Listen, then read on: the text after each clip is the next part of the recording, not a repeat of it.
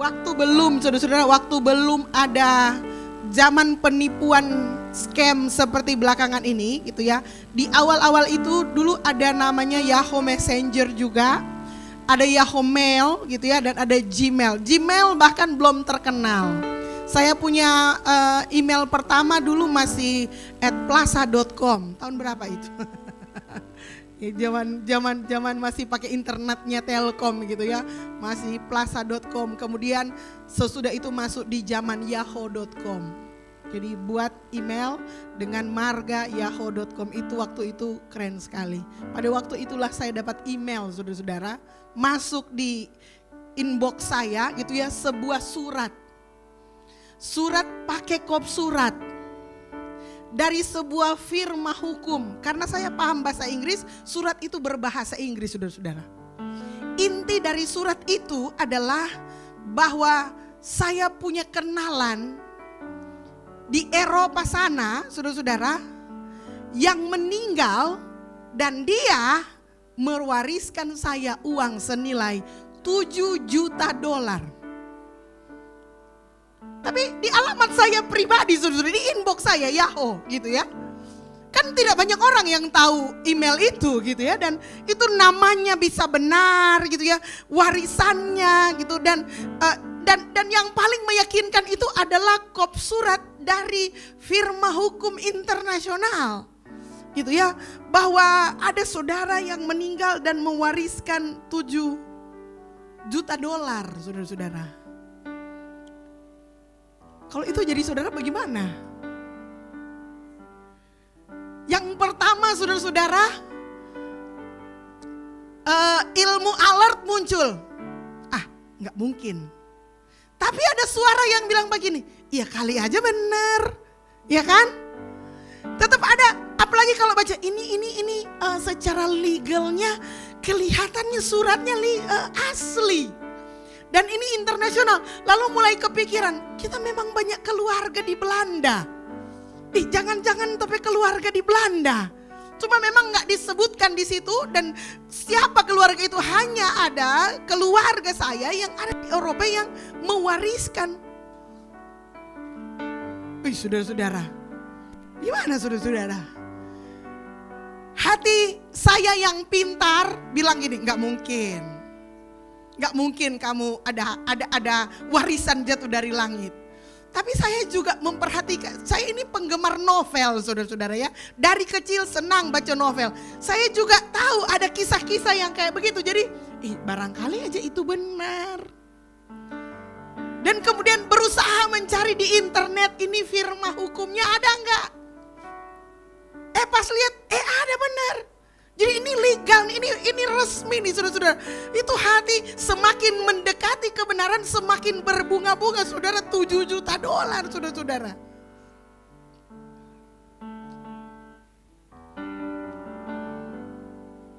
Saudara pernah dapat email yang seperti itu? Pernah ya? Warisan juga? Iya, terus saudara gimana rasanya? Rasa enggak percaya, hati kecil suka mau percaya, betul? Suka mau percaya. So begitu tuh berita tentang kuasa kebangkitan. Tapi dalam versi benar. Jadi murid-muridnya itu antara mereka senang kalau itu terjadi, tapi otak logika mereka nggak percaya. Nggak pernah ada dalam sejarah seorang nabi itu benar-benar bangkit dari kematian. Nggak pernah dalam sejarah Yahudi. Nggak pernah ada dalam sejarah umat manusia orang itu mati dan kemudian hari yang ketiga bangkit, itu nggak pernah ada. Saya sangat yakin bahwa murid-murid Yesus itu sangat mengharapkan Yesus untuk hidup. Tapi Yesus bangkit dari kematian, too good to be true. Terlalu hebat untuk dipercaya. Apalagi saudara-saudara gitu ya, kepada kita orang-orang yang skeptis.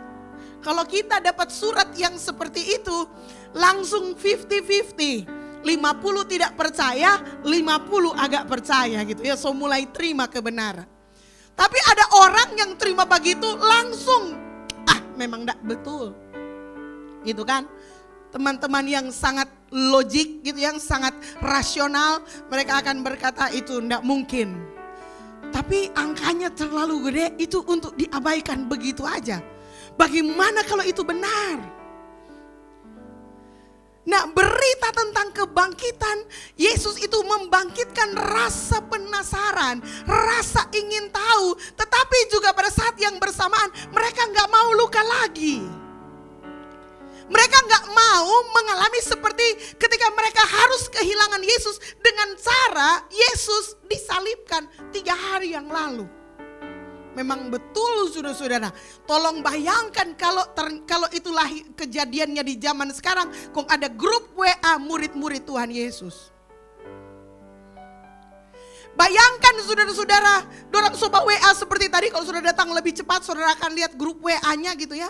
Lalu kemudian pada saat Petrus buka gitu ya, karena adminnya Yesus. Jadi pada waktu Petrus bilang begini, mari Jut orang pergi di sana. Waktu dia geser begini, dia lihat Yesus punya itu, dia sorit, Yesus sorit.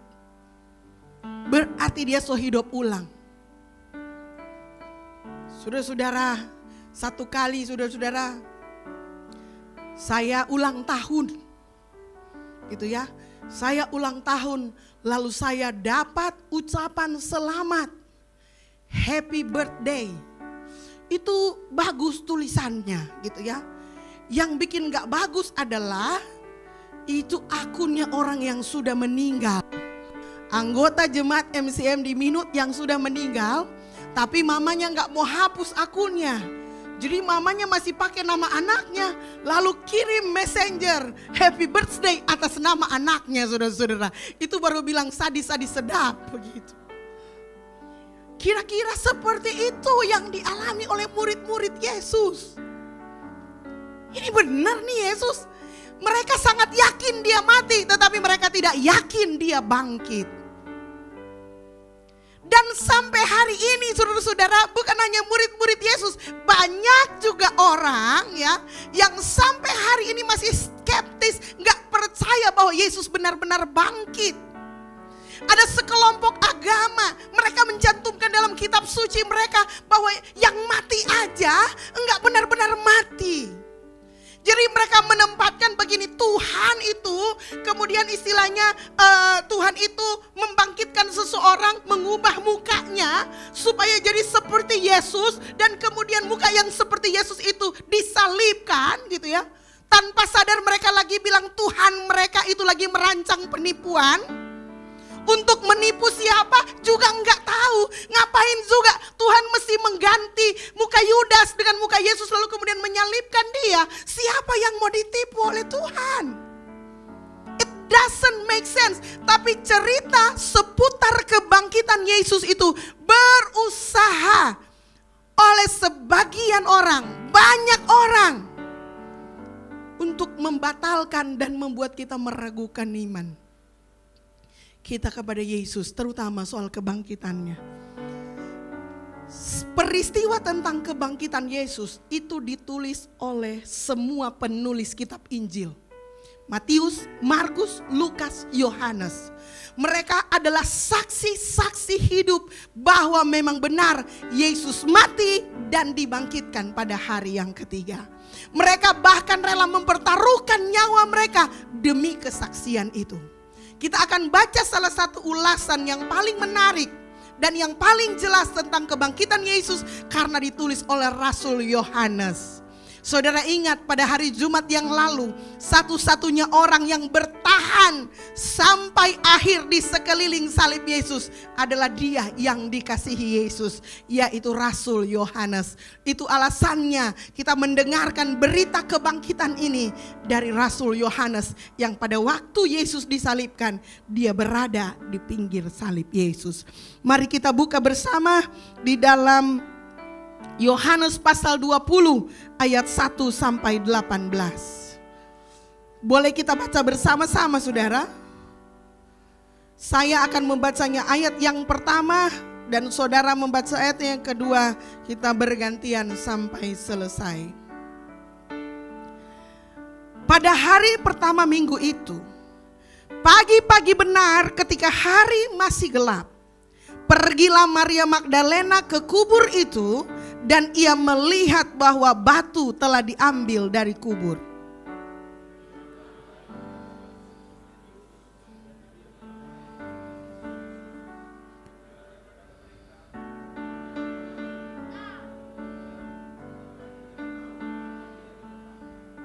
Maka berangkatlah Petrus dan murid yang lain itu ke kubur.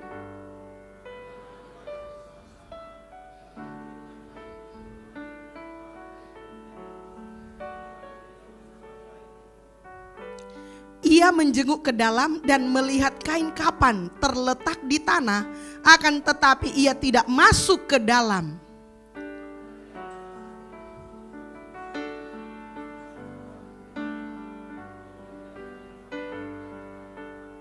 Sedang kain peluh yang tadinya ada di kepala Yesus tidak terletak di dekat kain kapan itu, tetapi agak di samping di tempat yang lain dan sudah tergulung.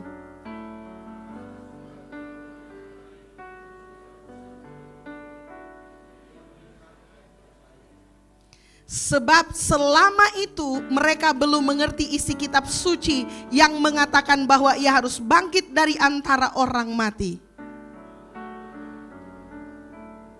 Tetapi Maria berdiri dekat kubur itu dan menangis. Sambil menangis ia menjenguk ke dalam kubur itu.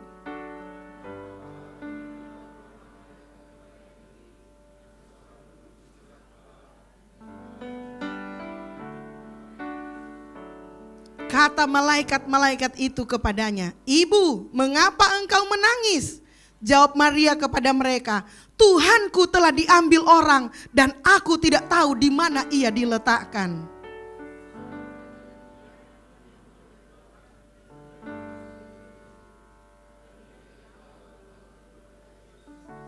Kata Yesus kepadanya, "Ibu, mengapa engkau menangis? Siapakah yang engkau cari?"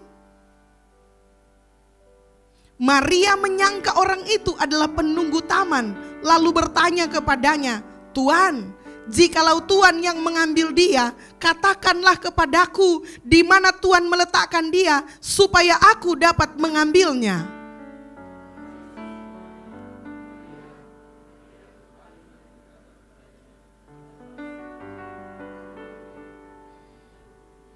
Kata Yesus kepadanya, "Janganlah engkau memegang aku, sebab aku belum pergi kepada Bapa. Tetapi pergilah kepada saudara-saudaraku dan katakanlah kepada mereka bahwa sekarang aku akan pergi kepada Bapakku dan Bapamu, kepada Allahku dan Allahmu."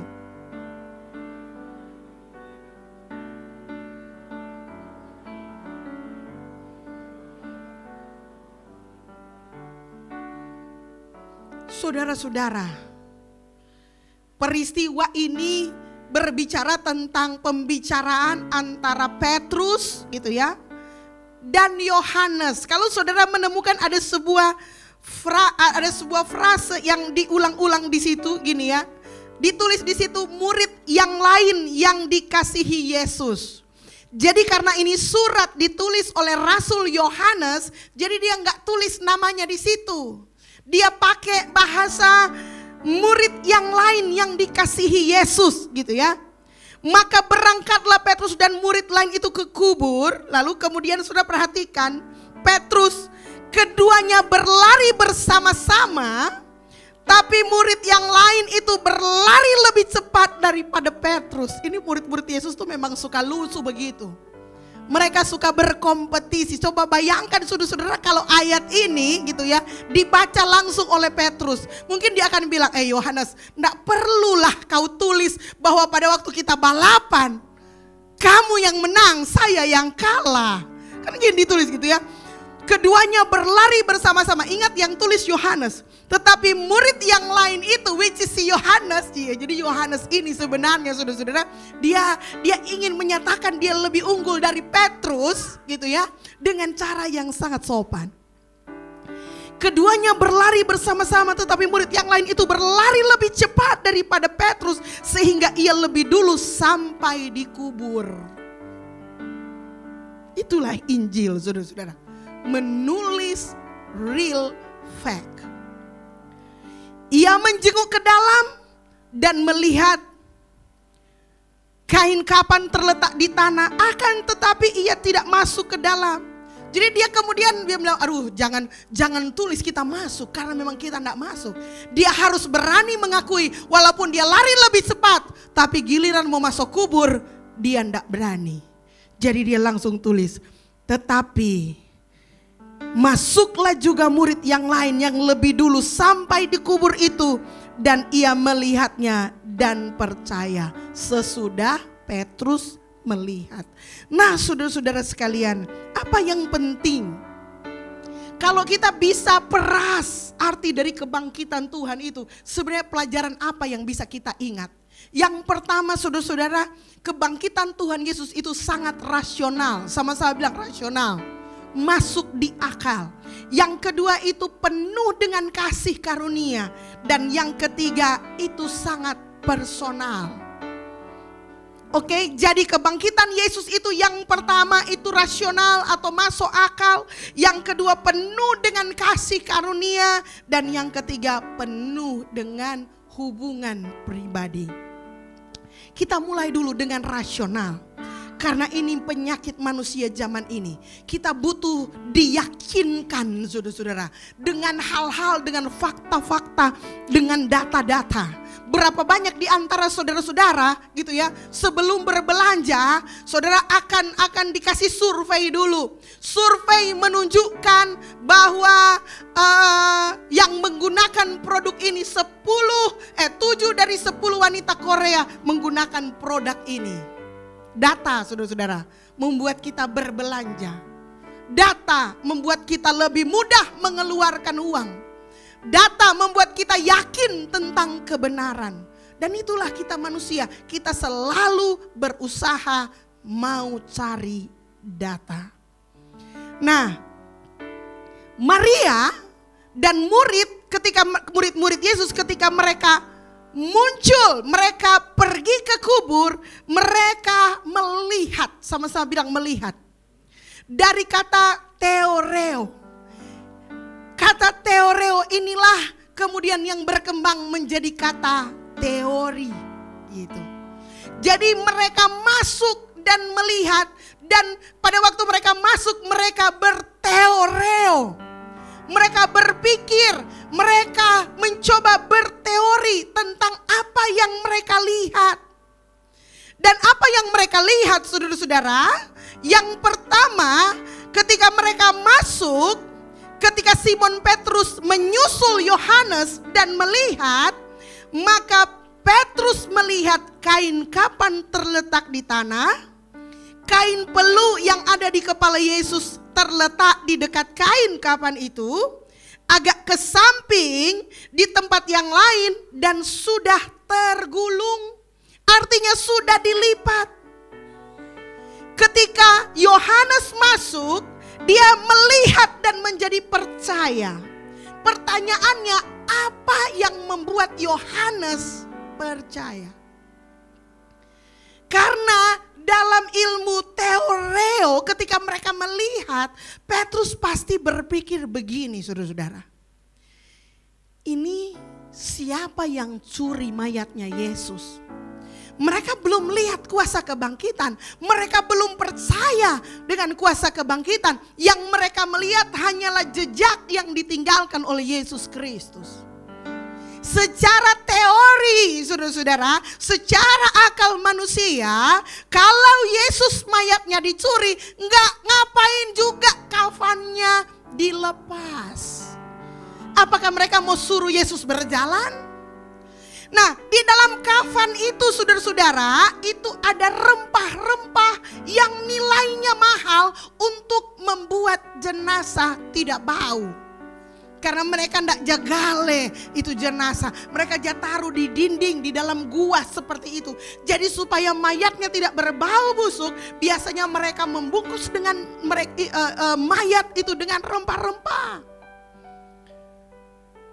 Jadi secara akal, Petrus mulai melihat ada yang tidak masuk akal. Kalau mayat Yesus dicuri. Karena kalau dicuri seharusnya kafan di bawah. Siapa juga yang mau saudara-saudara. Which is secara akaliah itu sobobo.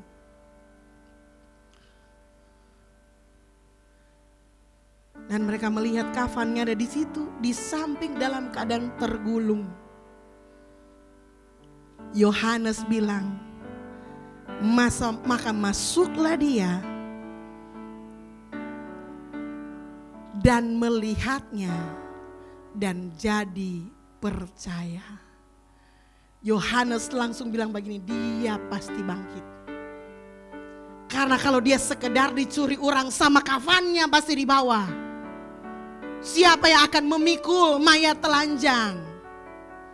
Tapi dia sudah bangkit, dikatakan dia menjadi percaya. Dan itulah berita yang sangat masuk akal untuk kita hari ini, bahwa Yesus benar-benar bangkit dan dia tidak pernah dicuri. Siapa yang percaya bahwa Yesus bangkit, kasih tepuk tangan kepada Yesus kita yang luar biasa. Petrus, Yohanes, sekarang Maria Magdalena.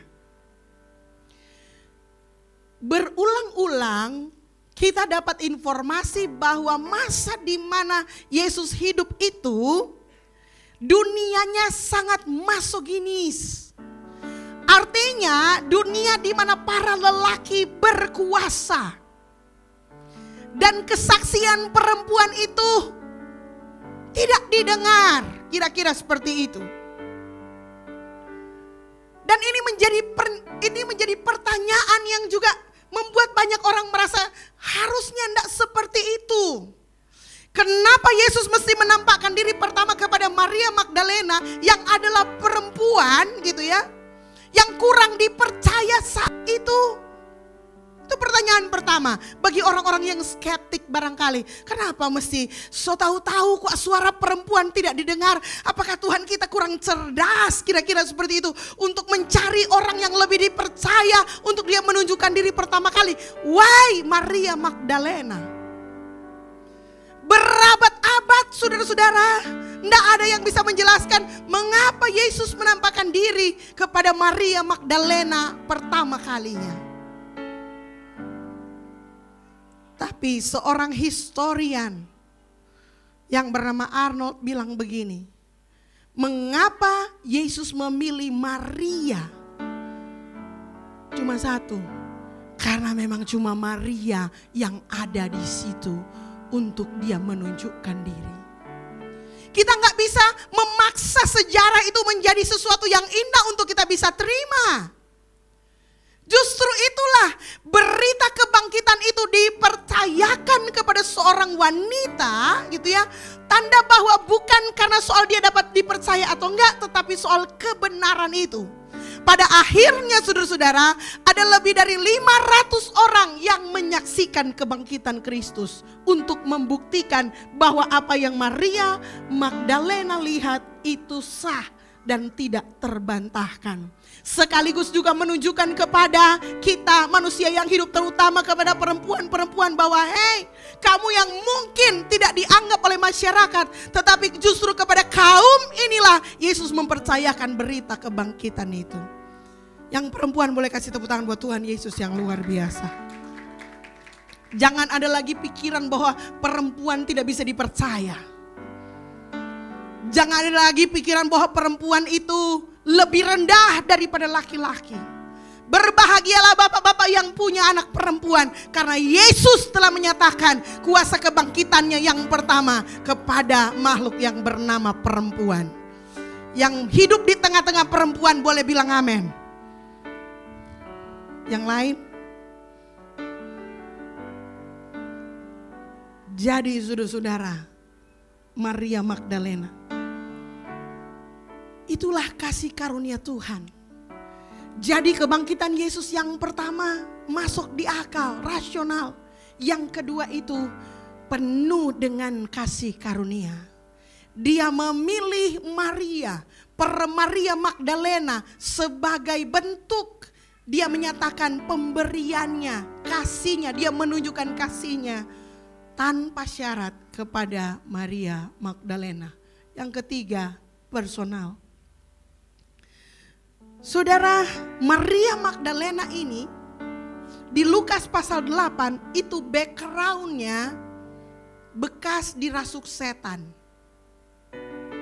Jadi saudara bayangkan ya, Maria Magdalena ini bekas dirasuk setan. Which is dia ada hubungan dengan kuasa-kuasa jahat, roh-roh jahat, roh-roh setan, demonic spirit. Dia ada hubungan. Berani benar. Yesus menampakkan diri kepadanya, ada resiko yang sangat besar. Mungkin orang-orang akan bilang begini, Allah mereka kok nggak ada lihat setan, nggak bilang Yesus. Nggak kan memang lihat setan dulu. Tapi hey, yang merupakan resiko yang merugikan bagi kita, kadang justru menjadi resiko yang menguntungkan bagi kerajaan Allah. Yang percaya bilang amin. Saudara-saudara, meskipun dia punya latar belakang demikian, kita tahu bersama-sama bahwa Maria Magdalena ini sangat-sangat mengasihi Yesus. Sampai para ahli sekuler bikin film seolah-olah Maria Magdalena ini ceweknya Yesus. Itu pemikiran yang menghina sekali, tetapi kayaknya itu menyenangkan pikiran beberapa orang. Karena mereka menyaksikan Yesus punya hubungan yang akrab dengan Maria Magdalena. Konsep Maria Magdalena kepada Yesus itu memang benar, dia jatuh hati. Dalam arti dia mengasihi Yesus sesuai dengan pikirannya dia. Dan dia pergi ke kubur itu karena Yesus mati. Dia tidak pergi ke kubur itu dengan harapan dia akan berjumpa dengan Yesus yang hidup. Dia pergi ke kubur untuk meratapi orang yang dia kasihi itu meninggal. Itu Maria Magdalena. Jadi pikiran Maria Magdalena itu hanya berakhir di Yesus mati.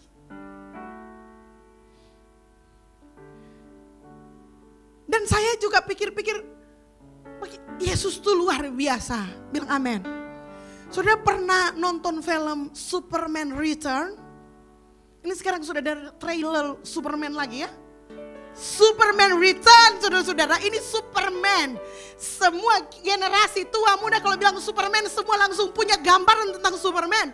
Dan waktu Superman Return, saudara-saudara, wes comebacknya saudara-saudara, dia dengan sayap merahnya dia turun gitu ya. Makin hari Superman-nya makin keren saudara-saudara. Dan dia datang gitu, harusnya Yesus bangkit dan menampakkan diri kepada Maria seperti itu gitu.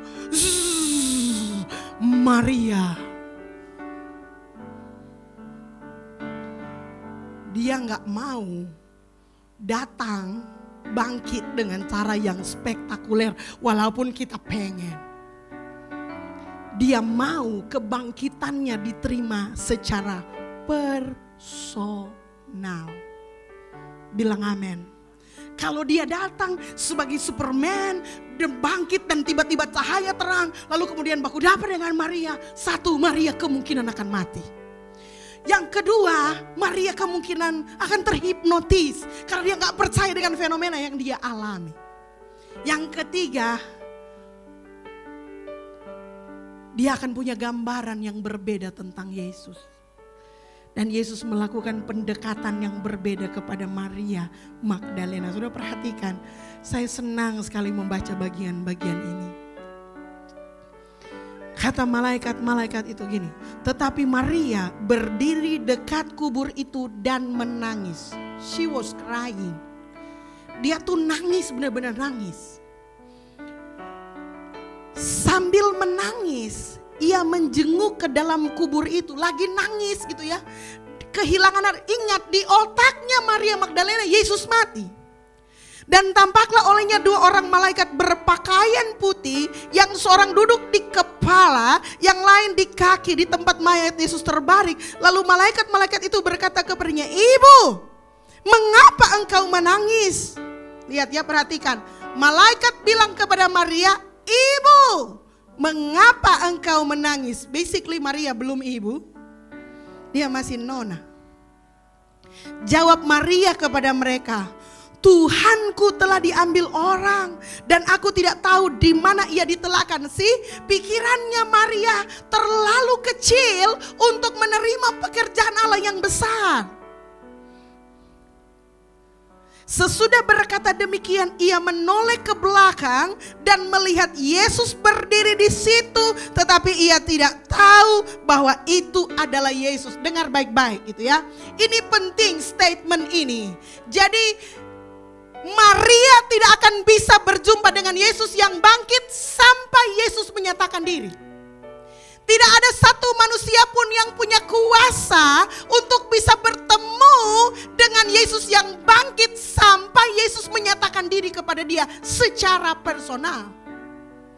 So ketika saudara melihat kubur kosong, kubur digeser, itu bukan karena Yesus mau keluar dari kubur. Itu untuk kubur dibuka supaya murid-muridnya bisa masuk dan menemukan Yesus di sana.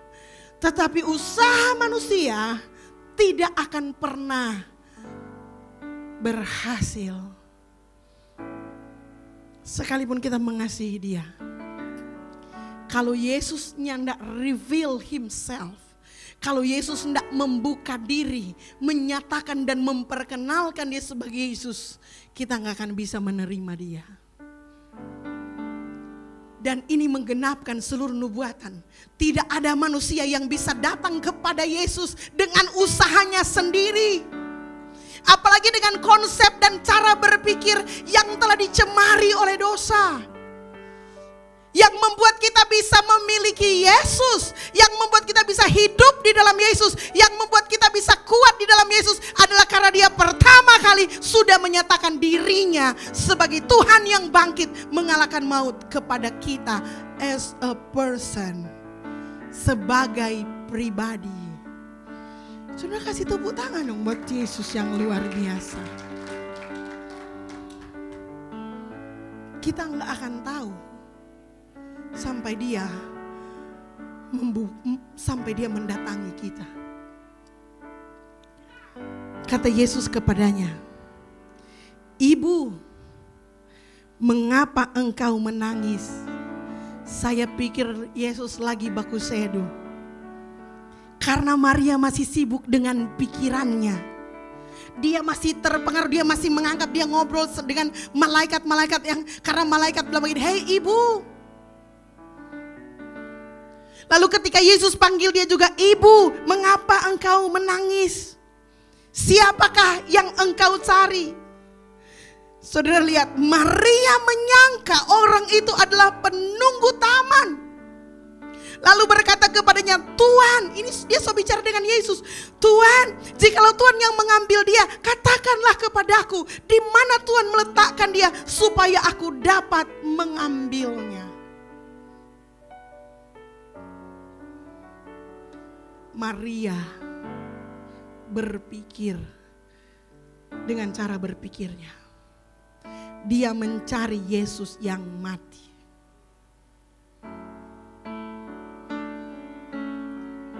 Yesus bagara, "Ibu, mau cari siapa?" Maria bilang, "Jangan baku sedu kuat. Kalau Tuhan yang pancuri, saya tahu pak kita." Sampai di poin itu, pikiran Maria masih tertutup. Saudara lihat moment of breakthrough-nya. Kata Yesus kepadanya, oh saudara-saudara, ini keren. Kata Yesus kepadanya, "Maria." Oh saudara-saudara, Yesus langsung panggil namanya Maria.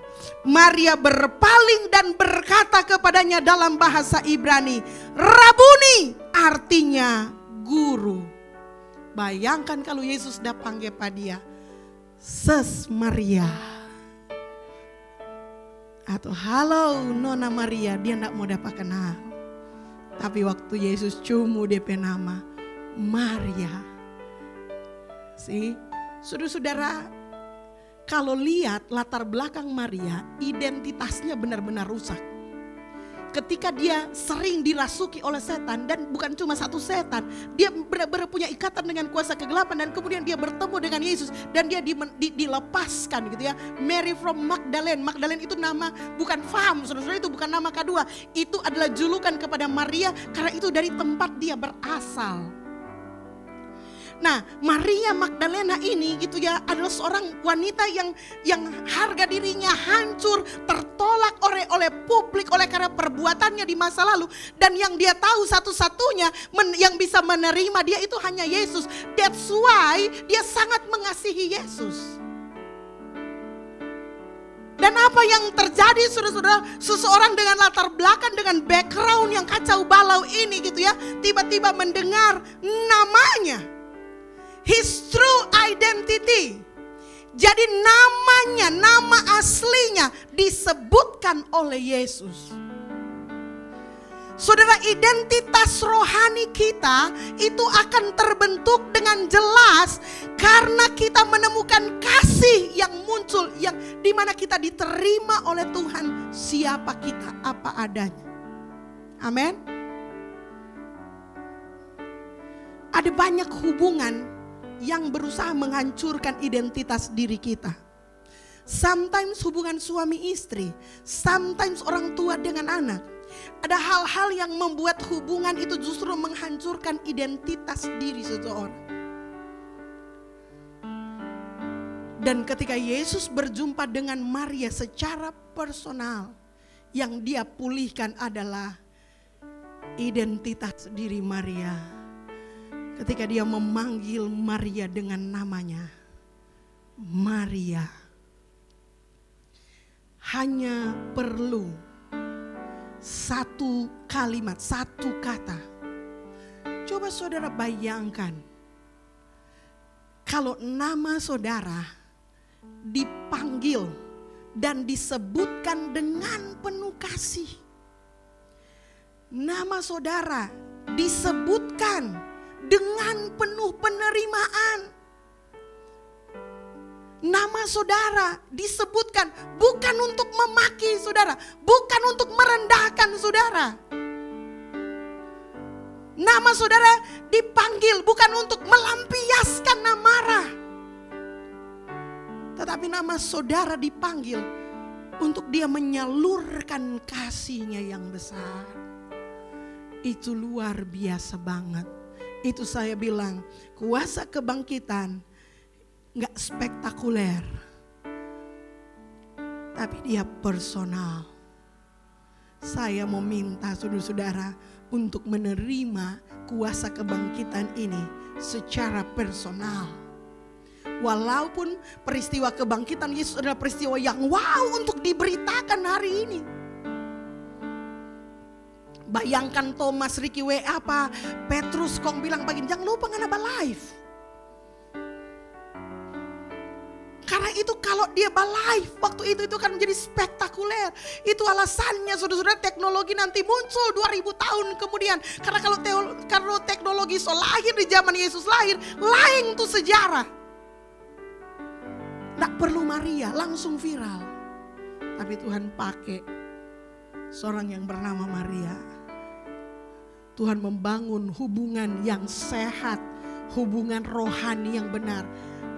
Bapa Allah Tuhan kita, ingat saudara-saudara, sampai hari ini masih menyebut kita dengan nama pribadi kita. Saudara pernah dengar?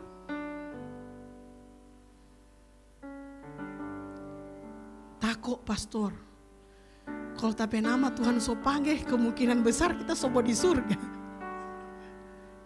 Yes, itu satu bagian saudara-saudara. Tapi Maria, waktu namanya dipanggil, dia tidak langsung pindah surga. Justru yang dia alami adalah dia mengalami yang namanya kuasa kebangkitan. Dia bisa bangkit dari kehidupan yang lama. Dia menjadi Maria yang penuh dengan kasih. Maria yang digerakkan dengan roh yang mau bersaksi, berani menaruhkan hidupnya untuk mati demi Kristus. Itu hidup yang baru saudara-saudara. Hidup yang punya misi. Bukan hidup yang dikendalikan dengan masa lalu. Tetapi hidup untuk masa depan. Dan itu hanya bisa terjadi kalau saudara menerima kuasa kebangkitan Kristus itu secara pribadi. Katakan amin. Saking semangatnya dia semua bapolok pak Tuhan Yesus gitu ya. Rabuni, kata Yesus kepada jangan dulu pegang. Janganlah engkau memegang aku sebab aku belum pergi kepada Bapa. Jangan dulu Maria. Kita tahu karena suka bersama-sama dengan kita. Tetapi no, kamu harus pergi kepada saudara-saudaraku dan katakan kepada mereka. Kamu harus pergi. Kamu gak boleh tinggal dengan saya terus. Tanda bahwa kamu mengasihi aku, kamu akan pergi dan menceritakan apa yang kamu lihat. Maria Magdalena pergi dan berkata kepada murid, aku telah melihat Tuhan. Tepuk tangan dong saudara-saudara. Siapa yang ingin melihat Tuhan secara pribadi di momen kebangkitan ini? Saudara boleh lambaikan tangan. Haleluya.